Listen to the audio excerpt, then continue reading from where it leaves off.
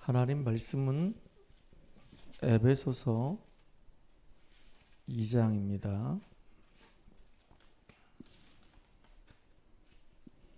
1절에서 10절까지 말씀을 우리 같이 합독을 하겠습니다. 에베소서 2장 1절에서 10절까지 말씀을 같이 합독합니다. 그는 허물과 죄로 죽었던 너희를 살리셨도다. 그때 너희는 그 가운데서 행하여 이 세상 풍조를 따르고 공중의 권세에 잡은 자를 따랐으니 곧 지금 불순종의 아들들 가운데서 역사하는 영이라. 전에는 우리도 다 그 가운데서 우리 육체의 욕심을 따라 지내며 육체와 마음에 원하는 것을 하여 다른 이들과 같이 본질상 진노의 자녀이었더니 궁일이 풍성하신 하나님이 우리를 사랑하신 그 큰 사랑을 인하여 허물로 죽은 우리를 그리스도와 함께 살리셨고 너희는 은혜로 구원을 받은 것이라. 또 함께 일으키사 그리스도 예수 안에서 함께 하늘에 앉히시니 이는 그리스도 예수 안에서 우리에게 자비하심으로써 그 은혜의 지극히 풍성함을 오는 여러 세례에 나타내려 하심이라. 너희는 그 은혜에 의하여 믿음으로 말미암아 구원을 받았으니 이것은 너희에게서 난 것이 아니요 하나님의 선물이라. 행위에서 난 것이 아니니 이는 누구든지 자랑하지 못하게 함이라. 우리는 그가 만드신 바라 그리스도 예수 안에서 선한 일을 위하여 지으심을 받은 자니 이 일은 하나님이 전에 예비하사 우리로 그 가운데서 행하게 하려 하심이니라. 아멘. 오늘 에베소서 2장 10절에 보니까 우리는 그가 만드신 바라 그리스도 예수 안에서 선한 일을 위하여 지으심을 받은 자니 이 일은 하나님이 전에 예비하사 우리로 그 가운데서 행하게 하려 하심이니라 그랬습니다. 일단은 오늘 제가 여러분들과 같이 말씀을 나눌 텐데요. 주일날 우리 오전 예배에서 제가 여러분들에게 정말로 전달하려고 했던 내용이 뭐냐면 돌아온 탕자였습니다.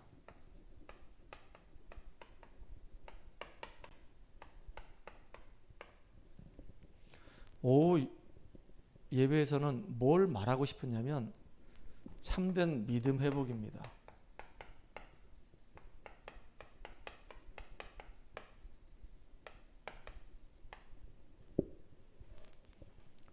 돌아온 탕자가 참된 믿음을 회복하면 어떻게 되겠습니까? 그러면 탕자가 살고 있는 그 삶 현장에서 참된 치유의 길이 열립니다.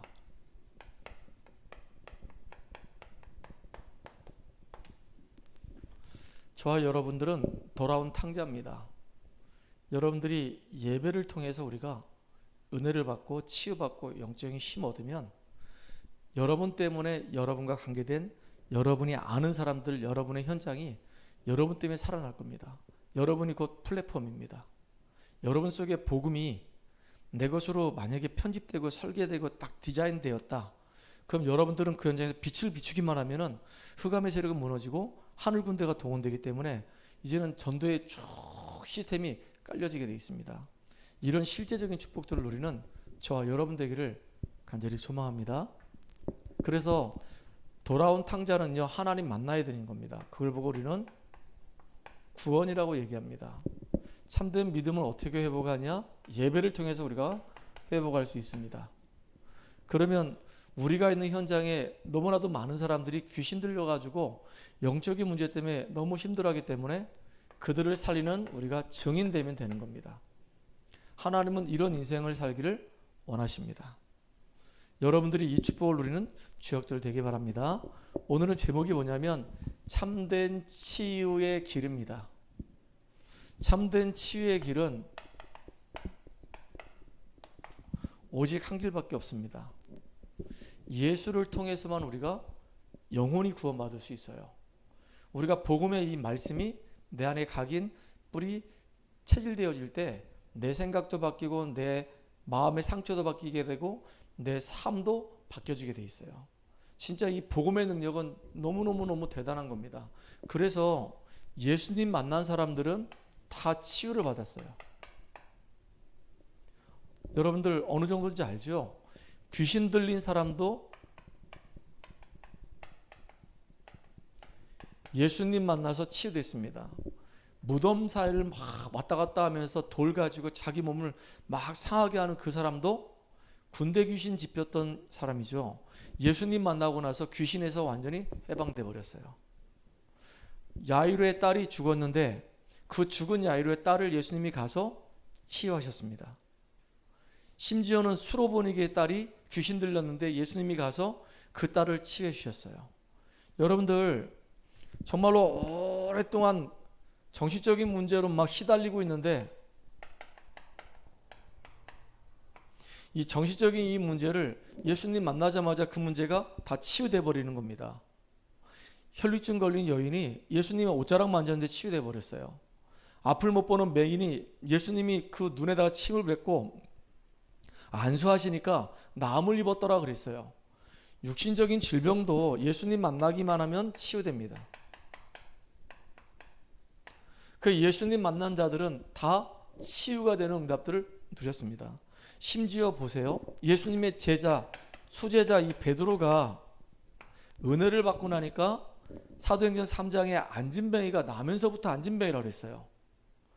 운명 가운데 얻어 걸린 겁니다. 태어날 때부터 안진뱅인데 뭐 어떻게 하라는 얘기입니까? 그나마 감사한 게 안진뱅이가 그래도 삶을 살아야 되니까 그 사람이 구걸할 수 있도록 날마다 성전 미문에 데려다주는 사람이 있어요. 육신봉사하는 사람. 그리고 안진뱅이가 늘 앉아가지고 구걸하니까 불쌍하니까 왔다 갔다 하면서 동전을 던져준 사람이 있어요. 물질봉사하는 사람. 그런데 그 육신봉사나 물질봉사가 나쁘다 그 얘기가 아닙니다. 그거 가지고는 안진뱅이의 인생 문제가 해결되지가 않아요. 여러분 우리가 이 땅에서 참 좋은 일 많이 합니다. 구제도 많이 하고 선행도 많이 합니다. 나쁜 거 아니에요. 당연히 그렇게 해야 되는 거 맞아요. 그런데 우리가 꼭 알아둘 게 뭐냐면 그렇게 구제를 하고 선행한다고 그래가지고 영적인 문제가 치유되는 게 아니에요. 진짜 복음을 증거하는 그 시간만 그 영적인 문제가 치유된단 말이에요.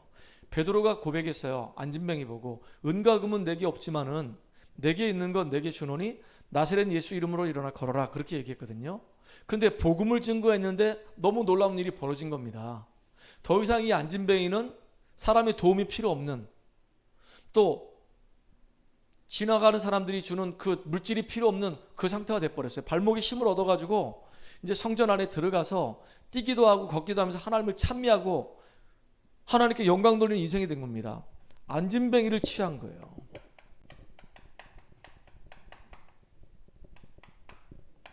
이것만이 아닙니다. 성경에 보니까 사도행전 9장에 보니까 다비다가 죽었습니다. 여제자 이 다비다가 죽은 겁니다. 근데 베드로가 가서 그 여제자 다비다를 안고 기도하는데 죽은 자가 살아나는 겁니다.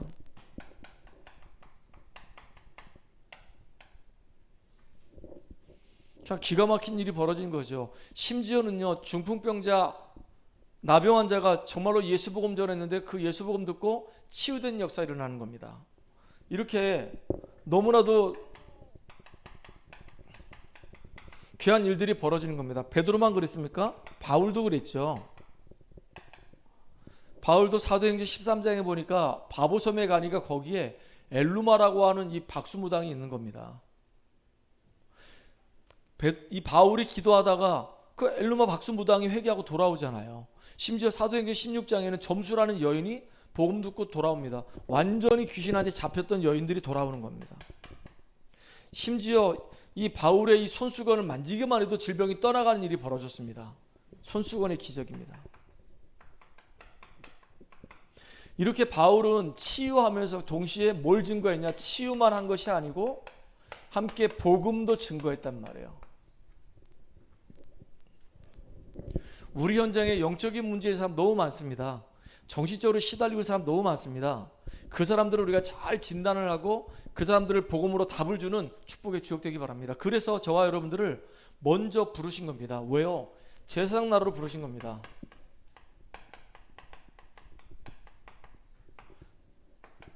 이거를 제가 이번에 출애굽기 가지고 얘기했죠. 여러분들 이스라엘 민족들이 원래는 애굽에서 살지 않았죠. 가나안 땅에 살았죠. 근데 요셉이 이제 형들의 시기 때문에 누명을 쓰고 노예를 가게 되고 누명 쓰고 감옥 가게 됐죠. 그래서 나중에 애굽의 총리가 됐죠. 총리가 되다 보니까 요셉이 총리가 되다 보니까 결국은 기근 때문에 그 형들과 그 아버지가 애굽으로 내려올 수밖에 없는 겁니다. 그래서 어디서 거주하죠? 고센 땅에서 거주하는 겁니다. 요셉이 총리니까, 왕 다음에 서열 2위니까 그 배경이 어마어마한 겁니다. 그러니까 완전히 그냥 떵떵거리고 사는 거예요. 근데 안타깝게도 그렇게 떵떵거리고 살다 보니까 뭘 놓쳤냐? 언약을 놓쳐버리기 시작하는 겁니다. 그래가지고 어느 날 갑자기 소리 소문도 없이 애굽에서 노예가 된 겁니다. 그것도 몇 년 동안이요? 400년 넘게. 400년 넘게 노예 생활했다, 그 얘기는 몇 대를 거쳐서 계속 노예가 됐다, 그 얘기예요. 어느 시점인지는 모르겠습니다. 요셉을 알지 못하는 왕이 일어났다 그랬고요. 이스라엘 백성들도 언약이 희미해진 겁니다. 그러니까 마음과 이 생각이 전부 다 하나님을 향해서 있어야 되는데 하나님을 향해 있지 않고 세상을 향해 있고 사람을 향해 있고 돈을 향해 있다 보니까 언약이 점점점 희미해지다 보니까 이제는 세상에 완전히 노예가 될 수밖에 없는 거예요. 그래서 끌려다니는 인생이 되는 겁니다. 이 삶이 행복하겠습니까? 이 삶이 너무너무 불행하고 너무너무 고통스러운 겁니다. 그러니까 밤낮 없이 부르짖는 거예요. 그 소리를 누가 들었냐? 하나님이 들으신 겁니다. 그 누구를 준비했냐? 하나님의 준비입니다. 모세를 준비하시잖아요.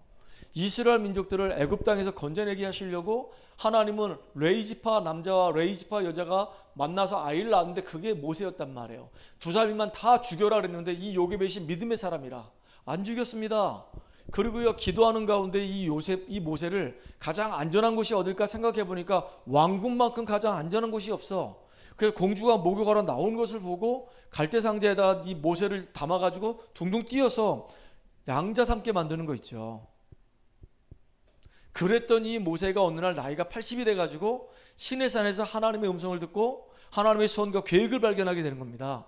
자기가 이제 해야 될 사명을 깨닫게 되는 거예요. 나는 지금 이 미디안 광야에서 남의 집 양치는 그런 신세가 아니다. 나는 이스라엘 민족들을 애굽 땅에서 건져내야 될 사명 있는 나는 전도자다. 하나님은 나를, 우리 민족을 제사장 나라로 삼으셨다. 하나님의 소유된 백성이다. 우리는 정말로 가장 가치가 있고 축복된 민족이다. 그래서 이 모세 때문에 결국은 유월절 어린 양의 피 바르고 애굽에서 출애굽하는 사건이 벌어집니다. 이게 희생제사의 비밀이잖아요. 모세는 처음부터 희생제사 드리러 가라 그 말을 했을 때 알아들은 겁니다. 왜 알아들었을까요? 모세가 창세기를 기록했잖아요. 창세기 어떤 내용이 나와 있죠? 아담과 하와가 범죄하자마자 창세기 3장 15절에 여자의 후손이 뱀의 머리를 깨트릴 것이다. 그리고 나니까 여자의 후손 오실 때까지 양을 잡아서 그 피를 제단에 뿌릴 때 구원의 역사를 일어나는 거예요. 여러분, 구약시대 사람들은 어떻게 구원을 받았을까요? 구약시대 사람들은 어떻게 구원받았을까요? 구약시대 사람들 오실 메시아 바라보고 어린 양의 피를 뿌려서 그래서 구원받았던 겁니다. 오실 메시아를 믿고 구원받은 거예요. 신약시대는요, 오신 예수 믿고 구원받은 거예요. 그렇잖아요. 지금은요, 이제 부활하시고 승천하신 그 예수 믿고 우리가 구원받는 겁니다. 모세는 처음부터 이 피 얘기할 때 알아들은 거예요. 그래, 하나님이 정말로 기뻐하시는 가장 소중한 것이 피를 깨닫는 것이다. 하나님을 떠나서 죄와 사단에게 잡혀있기 때문에 그 사단과 죄와 지옥 문제 해결할 수 있는 유일한 길은 희생제사밖에 없다. 우리를 구원할 메시아가 이 땅에 오셔서 우리 인생 문제 끝냈는데 메시아 오실 때까지는 바로 양을 잡아서 그 피를 제단에 뿌려야지만 우리가 구원받는 것이다. 이 민족이 지금 다 있는데 딱 하나, 저 피의 비밀을 몰라가지고 지금 무너지는 것이다. 예수가 누군지 몰라서 그렇다. 오실 메시아 안 바라보니까 문제 오는 것이다. 그래서요, 모세가 이스라엘 장로들하고 전 이스라엘 백성들에게 얘기하는 겁니다. 하나님이 능한 손을 들어서 애굽을 칠 것이다. 그리고 너희들은 이제 광야로 가서 우리가 하나님 앞에 희생제사 드리러 가자. 그렇게 된 거예요. 희생제사 드리러 가자 그런 겁니다. 그 희생제사를 이제 드리게 된 겁니다. 어디서요? 시내산에서. 이 시내산이 어디죠? 이 모세가 은혜 받은 산입니다. 모세가 이곳에서 은혜 받고 하나님 말씀 받은 곳이에요. 하나님이 모세를 만나 주신 곳이에요. 하나님이 모세에게 앞으로 일어날 일들에 대해서 모세의 사명을 말씀해 주신 곳이란 말이에요. 너무 축복된 곳이죠. 거기에 다시 이스라엘 민족들을 불러 모으신 겁니다. 왜요? 예배를 드리게 하시려고. 이 자리가 곧 하나님의 임재가 나타나는 곳이고, 여기에 하나님이 강림하셨고, 여기서 하나님이 말씀하셨고, 그 말씀의 내용이 이스라엘 민족들이 430년 동안 비참하게 종살이한 그 이유가 나 외에 다른 신을 두지 말라 그랬는데, 나 외에 다른 신을 뒀기 때문에 결국은 이스라엘 민족이 이렇게 비참하게 망한 겁니다. 참 사람들이 너무너무 안타까워요. 문제 터지고 이제 재산 다 날리고 망할 대로 다 망해야지만 이제 그때서야 두 손 두 발 들고 이제 천부여 의지 없어서 주님께 나옵니다. 그리고 이제 주님 앞에 나온단 말이에요.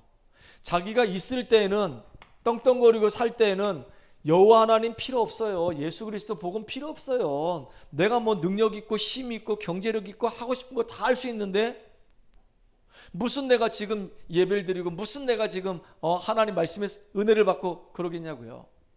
그러니까 진짜 복 받은 사람이 복을 누려야 되는 겁니다. 복 받지 못한 사람이 복을 받게 되면요, 망하는 거예요.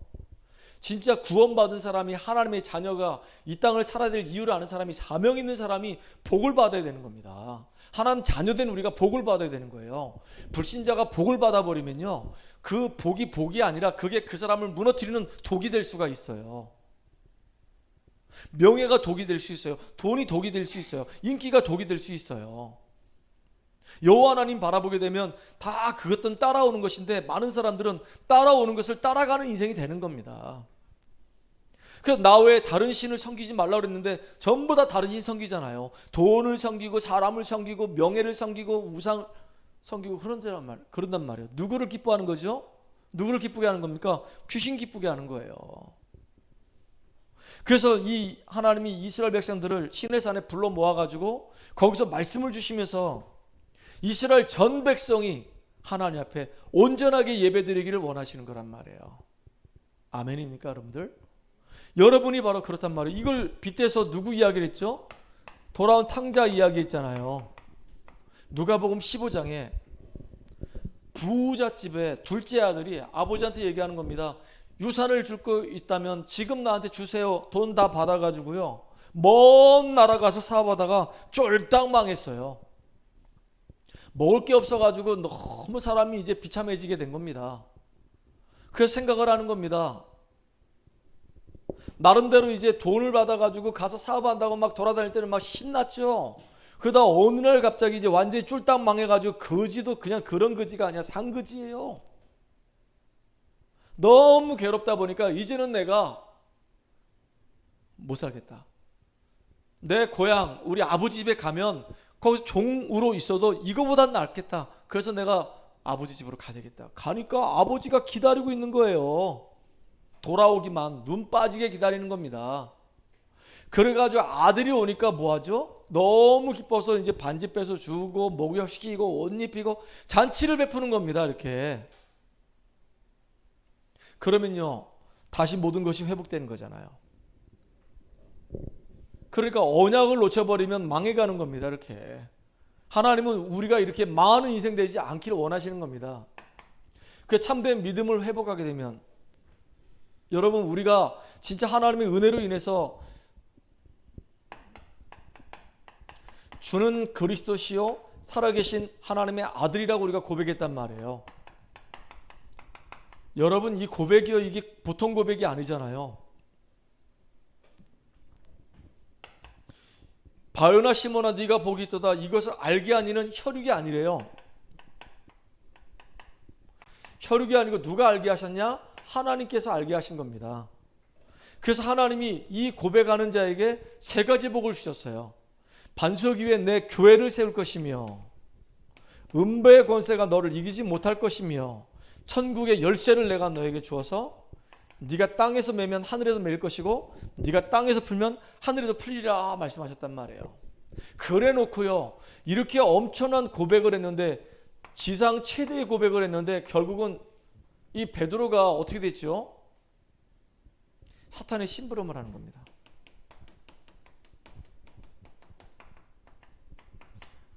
이 고백을 하자마자 예수님이 이제 내가 이제 십자가에 죽을 것과 3일 만에 다시 부활할 것이다. 그리고 내가 지시한 산, 저 감람산에서 우리 만나자. 갈릴리에서 만나고 저 감람산에서 우리 만나자라고 얘기했단 말이에요.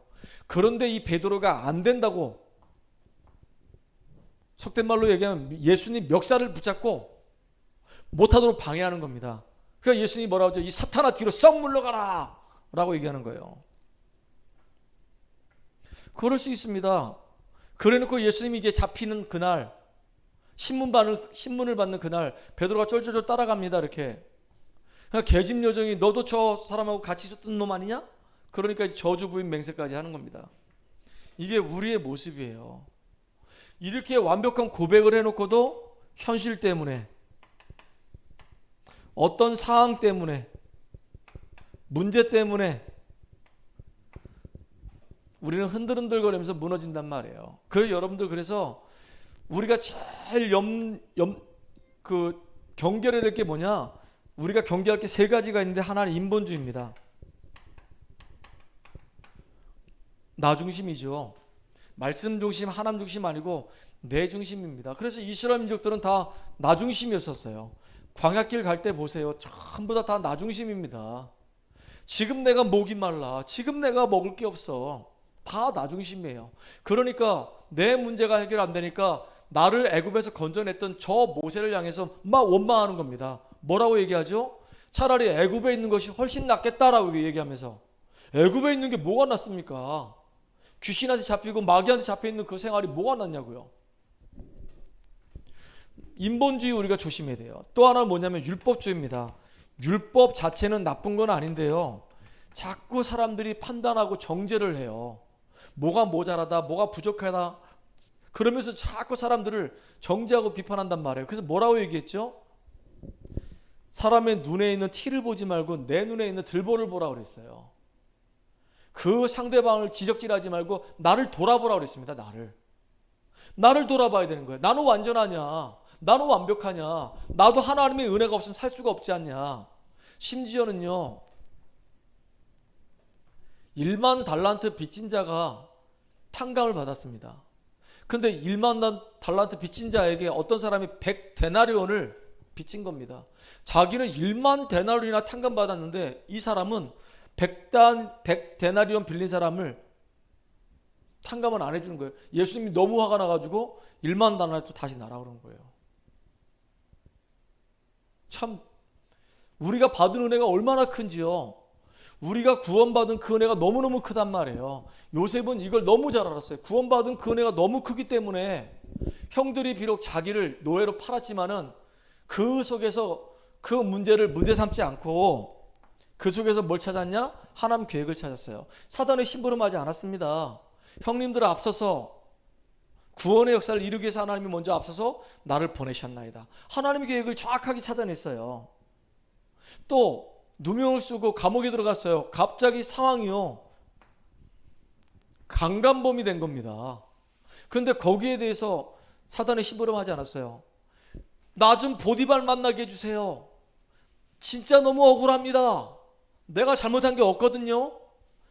보디발 부인이 자꾸 나를 윙크짓하고 자꾸 미혹해서 내가 그게 싫어서 도망갔는데, 그래서 지금 내가 억울하게 누명 썼습니다 라고 항변할 수도 있었어요.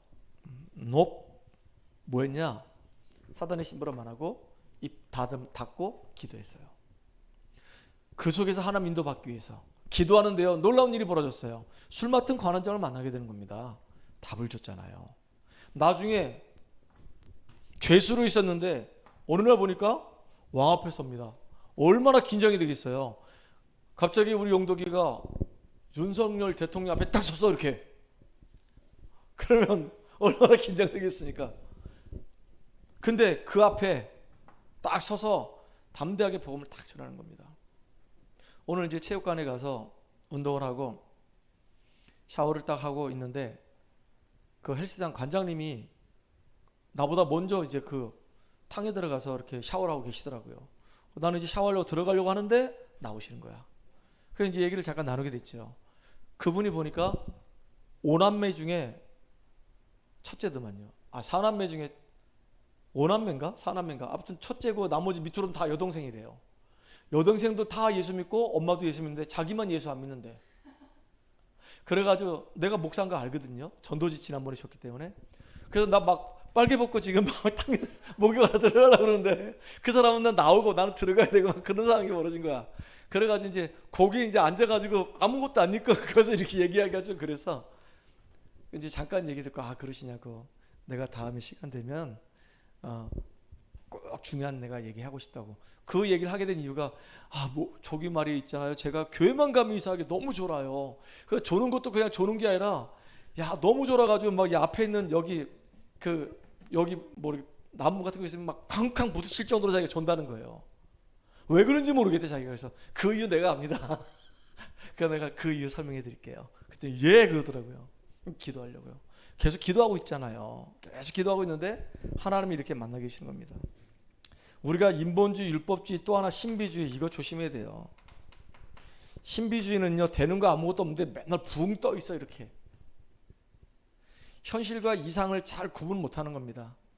네, 붕 떠 있어. 그래서 우리는요, 세 가지를 잘해야 되는 겁니다. 뭘 잘해야 되냐? 가장 낮은 자리에서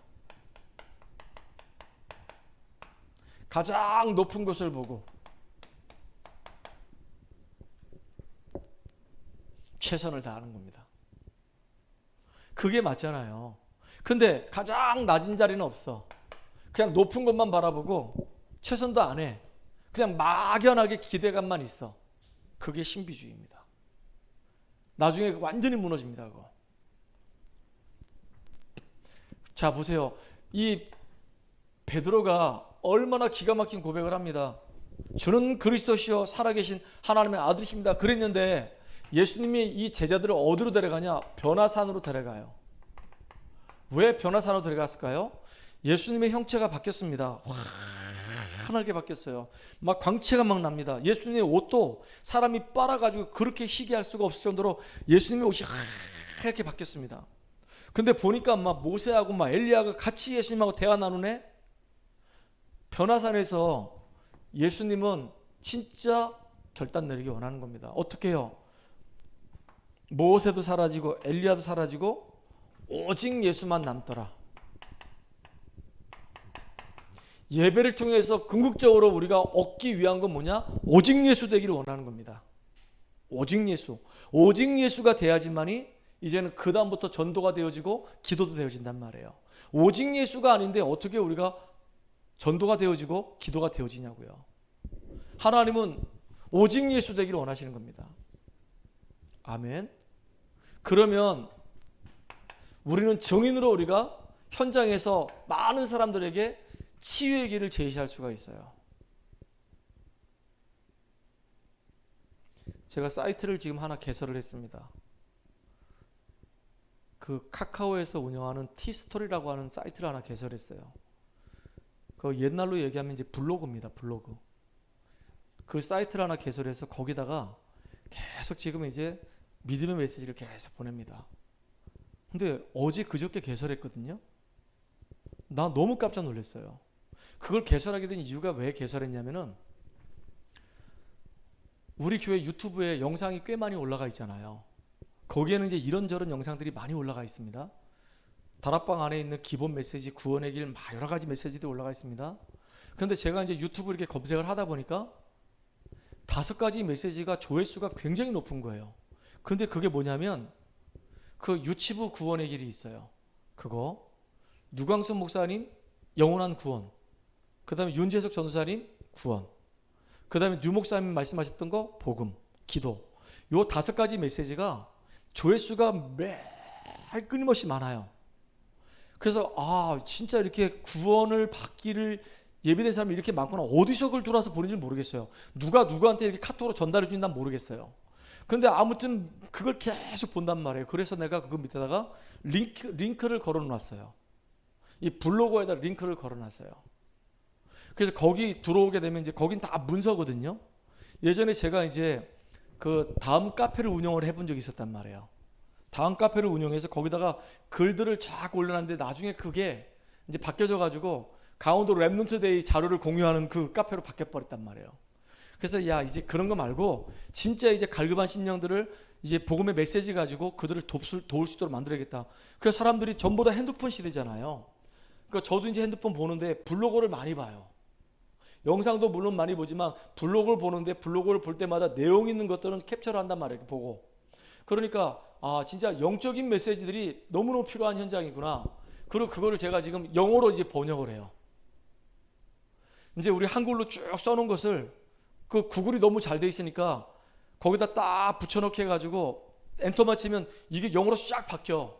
그걸 다시 캡처를 해가지고 빈 문서에다 다시 이렇게 붙여넣기 하고 하면 몇 번만 그렇게 작업하면요, 한글로 되어 있는 이 내용이 영어로 싹 바뀌는 겁니다.